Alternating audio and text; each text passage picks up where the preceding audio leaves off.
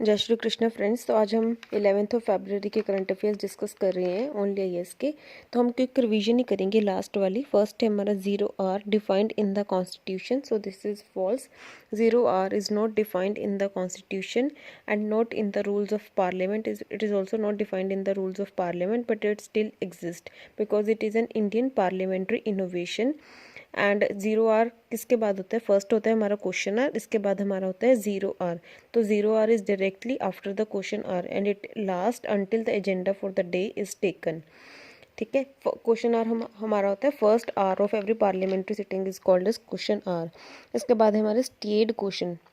State question requires a written answer, so this is false. State question requires an oral answer because supplementary questions can follow. Unstayed होते हैं एक हमारे questions, these require an written answer and supplementary question cannot follow. इसके बाद हमारे होते हैं short notice question, answered orally, asked by giving a notice of less than 10 days. इसके बाद है highest number of moons Saturn के पास है, so this is also false because highest number of moons अब है हमारे जुपिटर के पास, दैट इज 92। पहले होते थे सैटर्न के पास। हमें 12 न्यू मून्स और डिस्कवर किए हैं जुपिटर के। सैटर्न के पास पहले होते थे 83, यूरेनस के पास है 27, नेपच्यून के पास है 14, मार्स के पास है 2 और हमारी अर्थ के पास सिर्फ एक मून है। Venus and Mercury has no moons. इसके बाद है रेस जुडिकाटा के बारे में। Applicable only in case of civil law, civil legal system, so this is false because res judicata is applicable in both the cases of civil as well as criminal legal system.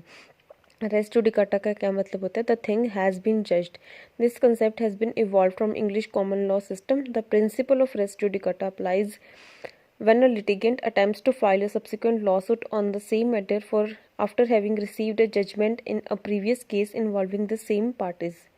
इसके बाद है हमारा all India Muslim personal law board के बारे में, that is constituted in the period of Jawaharlal Nehru. So this is also false because all India Muslim personal law board has been constituted during the prime ministership of Mrs. Indira Gandhi in 1973. All India Muslim personal law does not apply to Ahmadiyya Muslims because Ahmadiyya Muslims were not allowed to sit in All India Muslim Personal Law Board। और इस board की working committee में 51 उलेमाज हैं।